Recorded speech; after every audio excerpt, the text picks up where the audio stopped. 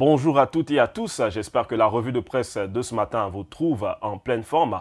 Que se passe-t-il en Côte d'Ivoire? Voyons tout de suite l'actualité à travers la une de quelques journaux sélectionnés pour vous. L'intelligent d'Abidjan nous propose à sa une l'intervention de Tanela Boni, commissaire général du Poétical, qui dit « La poésie est un art majeur qui ne doit pas être uniquement réservé à une élite ».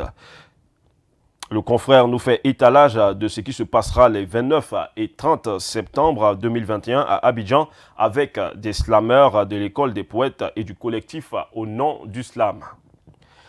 Fraternité Matin revient sur la non-validation du stade de Yamoussoukro et indique que le gouvernement ordonne la mise aux normes de la CAF et de la FIFA. Le journal relate les propos d'un expert du Bénin qui dit ceci « Dans 2 mois, nous aurons un stade homologué et opérationnel ». Le confrère poursuit en nous informant que le match à Côte d'Ivoire-Malawi se jouera désormais au Bénin.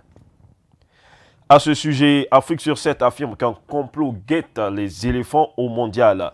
Nous changeons de sujet maintenant avec le mandat qui parle politique nationale et publie à sa une ceci. Gbagbo Blegoudé, l'inévitable clash, ce qui gâte tout. Le confrère de Notre Voix prend le même chemin en écrivant qu'après Afi et Simone Gbagbo, un autre front s'ouvre contre Charles Blegoudé.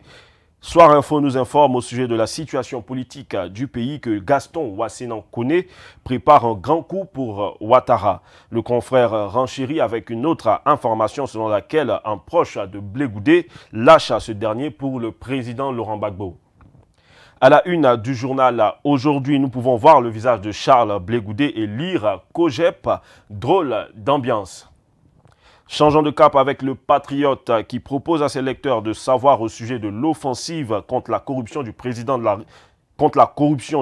la République, le bon combat de Ouattara, pourquoi le chef de l'État a décidé de frapper fort.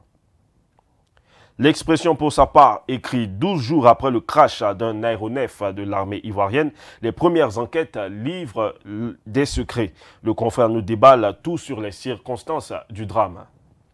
Connexion ivoirienne, quant à lui, jette le pied dans le plat et nous dévoile que les conditions météorologiques défavorables sont à l'origine du crash de cet aéronef selon l'information donnée par l'état-major.